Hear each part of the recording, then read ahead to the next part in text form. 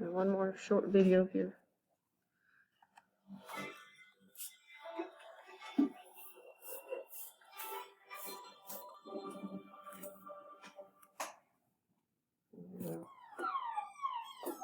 The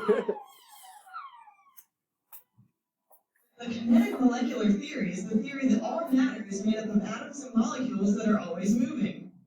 These particles' kinetic energy move around in random directions.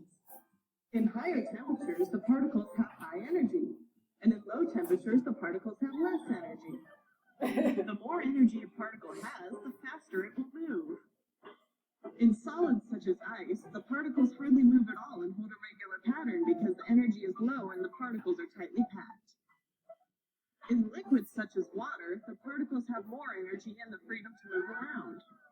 Liquids have the ability to flow and fill the shape of any container they are put in. In gases like steam, the particles have the most energy. These particles are sparse and move around freely. Gases are usually invisible to the eye, and they can be expanded and compressed in different pressures. All matter is composed of atoms and molecules that are always moving. The higher the temperature, the more energy these particles have. And that is the kinetic molecular theory. Same thing as the kinetic theory of matter.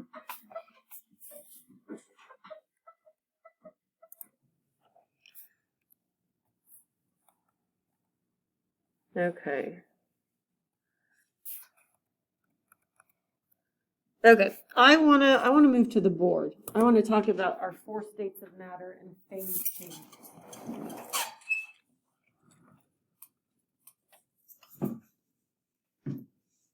If I were you, I would use a blank sheet of paper for what we're about to do. I just think it's easier to write on the board.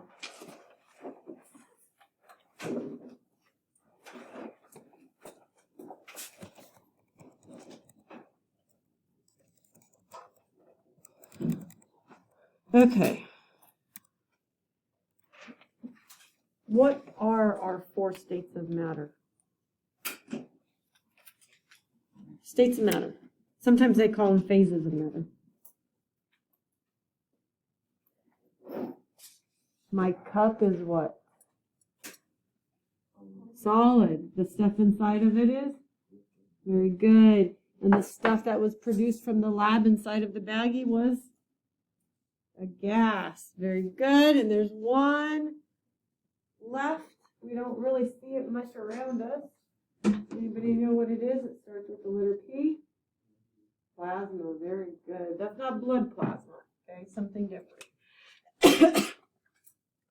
Okay, I'm going to try and do this all together. So I'm going to start with a solid.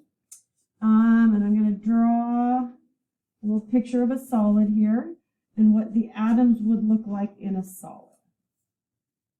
So if we are talking about a solid, we are talking about the atoms or the molecules, whatever we're dealing with. They are going to be very, very close together. Okay, so this guy is a solid. There is low energy. So those particles have such little energy, they can't get away from each other. They have just enough energy to stay super tight and to just kind of vibrate. They're still moving, they're still vibrating, but they just don't have enough energy to pull apart from one another. Okay, that's what makes the state of matter a solid. Okay, you can say it has a definite shape and it has a definite volume. Solids are you can't compress them. They're very difficult to compress because those atoms are so tightly held together, and that solid is very rigid. Okay. Let's see. I'm going to put liquid over here. Solid. I'll put my liquid over here. So a liquid, there's more energy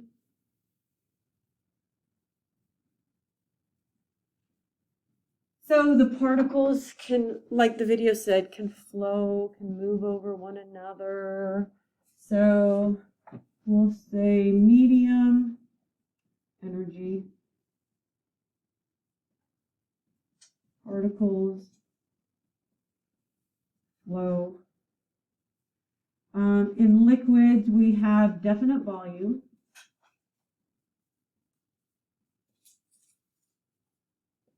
But no definite shape.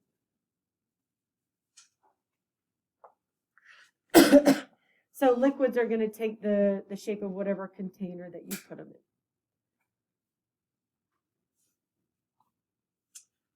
in. My next state, again, these are states of matter. My next state of matter is going to be a gas. And I'm just trying to kind of do this all in one so you don't have to draw a whole bunch of pictures. A gas, the particles are moving very fast. There's high kinetic energy. Put those little,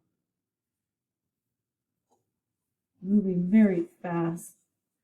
They move around, they bump into each other, they bump into the side of the container, and every time they bump into one another and they bump into the side of the container, there's a force that is built up, and that force is called pressure.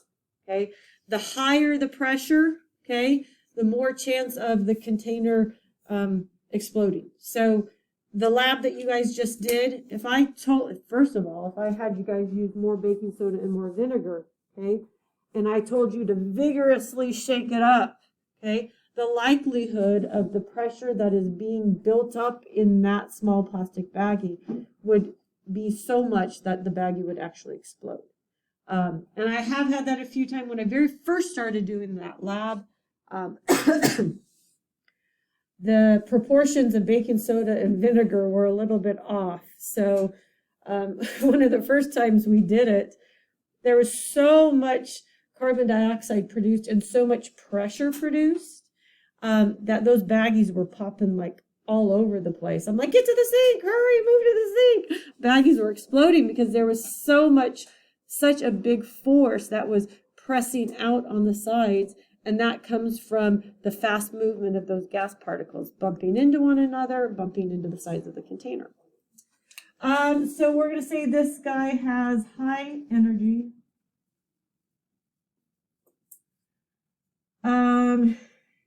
He has no definite shape, and he has no definite volume. So that means takes the shape of the container.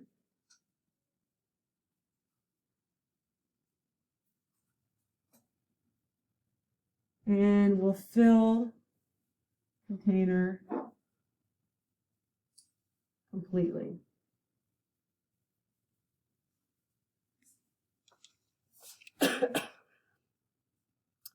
Now the next one I'm going to draw off to the side because I still want to use these pictures.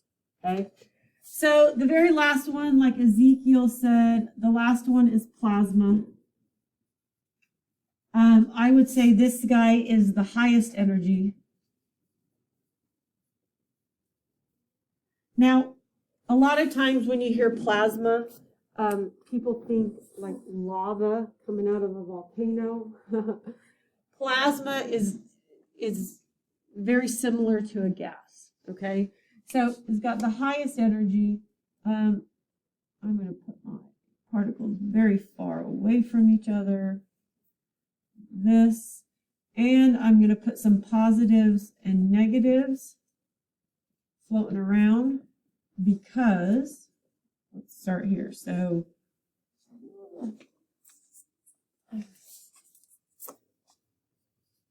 no definite shape or volume, and we have charged particles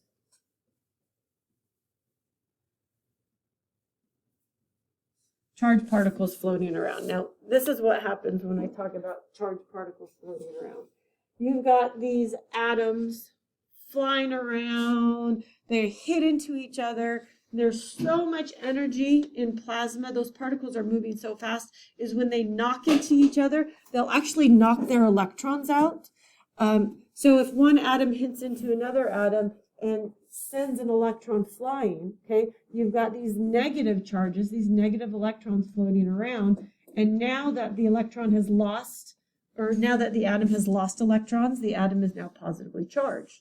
So you actually have a bunch of particles that are positively and negatively charged flying around.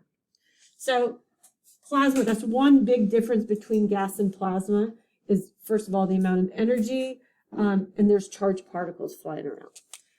Plasma, places you're going to find plasma, just as an example, so inside stars, core of the sun.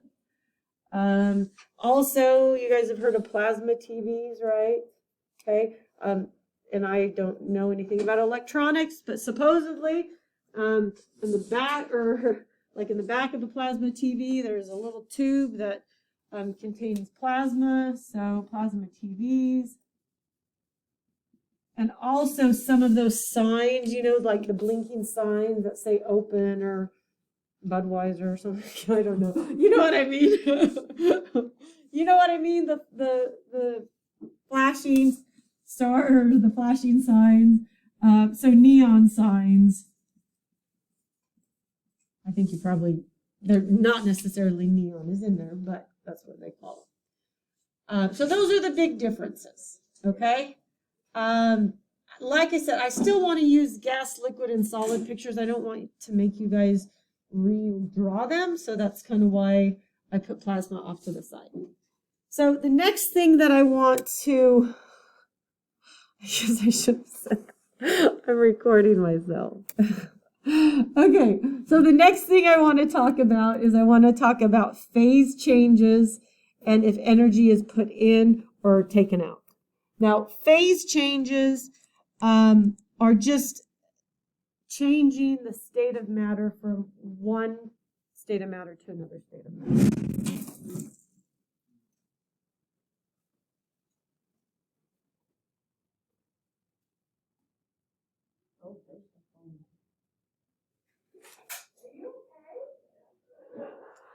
Oh, that was an explosion.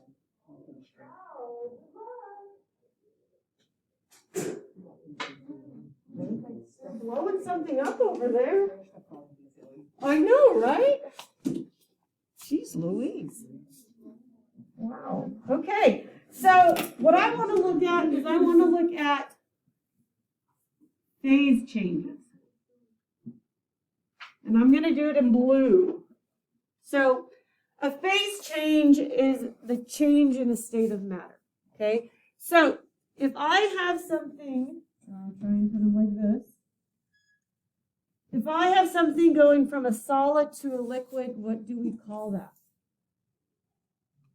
Ice cube going from a solid ice cube to liquid water. What do we call that?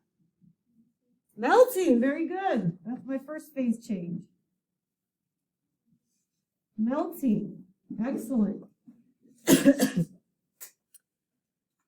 If we have something going from a liquid to a gas, what do we call that? You guys saw that in the virtual lab. Liquid to a gas? Ben? Evaporation. Very good. Evaporation.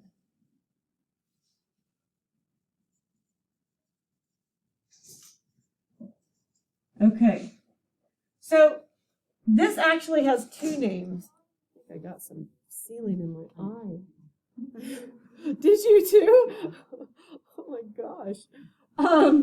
So the phase change of liquid to a gas can be evaporation, okay? And that is when the state change occurs without the substance hitting the boiling point. Okay, so evaporation is substance not hitting boiling point.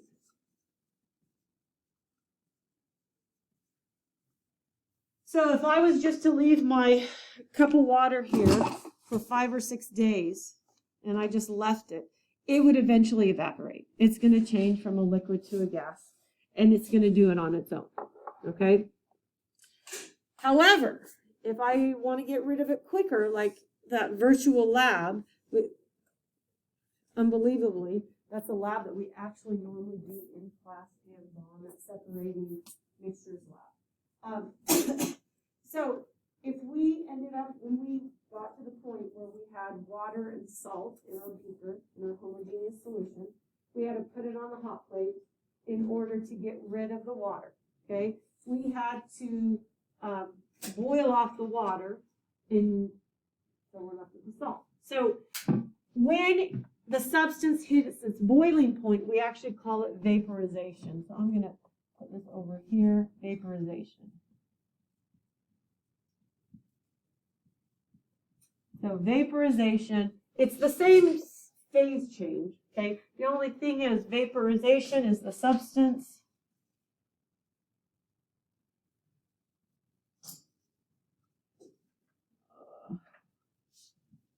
hits its boiling point.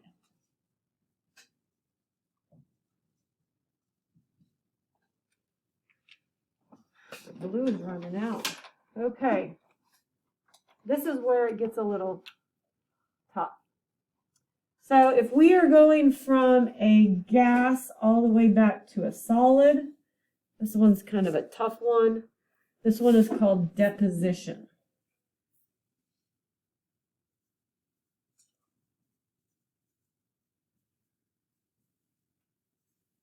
Deposition, gas all the way back to a solid. And I've taught this class for many, many years, and I always get the question, what goes through deposition? What goes from a gas directly into a solid? And I've looked for it, and the only place I can find that this occurs is up in the clouds, okay? This happens a lot when we get weather changes, and we get sleet or we get snow. You're going to have a gas turn directly into a solid, and then we're going to get like sleet or snow. That's where that happens. Okay, I'm going to go now in the opposite direction. Okay, so does anybody know if I was to go from a liquid to a solid, what is that phase change? From a liquid to a solid.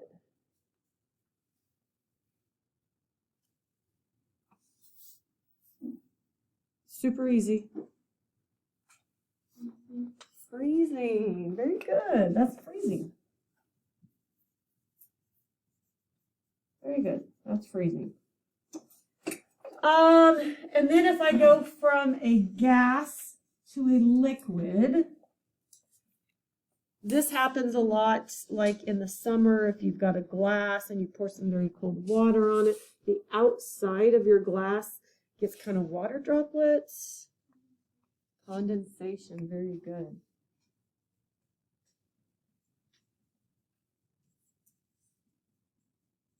Condensation, excellent.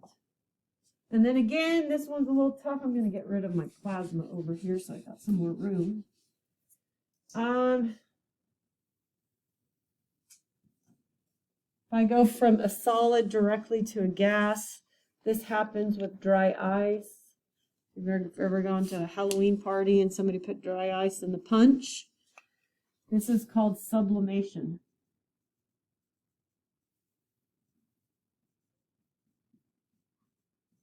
That's sublimation. Not quite done yet, because with each phase change comes an energy change. So, energy changes. Now, there's two types of energy changes we've already discussed. There's endothermic and there's exothermic. Endo is going in, exo is what? If endo is going in, exo is exiting, going out, being released, okay? So now let's think about this. Let's start with melting. If we have a solid, now remember, if the particles in the substance are further apart, that means they have more energy and they're able to move faster, okay? So if I have a solid that is melting, I'm going from the particles looking like this to the particles looking like this. Okay? They're spreading apart. That means they've got more energy. So if something is melting, if it's going from a solid to a liquid, do you think energy is going in or is energy going out? We're going from particles very close to particles a little further away. Would we have to put energy in or do we need to take energy out, do you think? Think if I was to put an ice cube on a hot plate. It's going to melt, right? What's my hot plate providing? Heat, right? Okay? So when you have a solid, again, every time my atoms get further and further apart, it means they have more energy. They are able to move further apart because they have more energy. So to get something to go from a solid to a liquid, which is melting, energy has to go in. Energy in, or endothermic. So if going from solid to liquid, energy is in. If we're going from a liquid to a solid, energy has to do what? Just shout it out. Go out. So if I'm going from a liquid to a solid, which is freezing, energy is out, which is exothermic. So let's look at evaporation or vaporization. We go from a liquid to a gas. We go from some space to a lot of space between our atoms. Energy in or energy out? Going from a liquid to a gas. If we go from a liquid to a gas, don't we have to have the particles get further apart and you have to add energy? So evaporation is going to be energy in.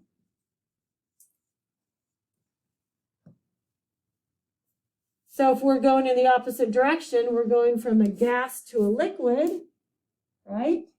Particles are going to move slower, move slower, move slower. That's got to be energy out. Energy has to be removed for the particles to get closer and closer and closer together. To make them move further apart, energy has to go in. So if we are going from a gas to a solid, so particles moving very fast, high energy, to very low energy. So deposition, is energy going to leave or is energy going in? Look at the space between them. Lots of space, high energy, low energy. It's going to leave. Thank you very much. So energy out. And the last one, if we're going from very little energy, the atoms are very close together, to them being very far apart. Energy in or out, what is it? In. Thank you. Energy in. Very good. So every time I say energy in, that's endothermic. Every time I say energy out, that's exothermic. Okay? Questions? Okay. What I want to do is I want to, in just a second here, I'm going to give you guys a math break. In a second here, I want to grade, we're not going to grade both assignments. We're just going to grade the second one that's attached to 2.2, and then you'll turn that whole thing in. But I do want to give you a math break. It's not very cold, so if you guys want to step outside and have a math break, we will do that.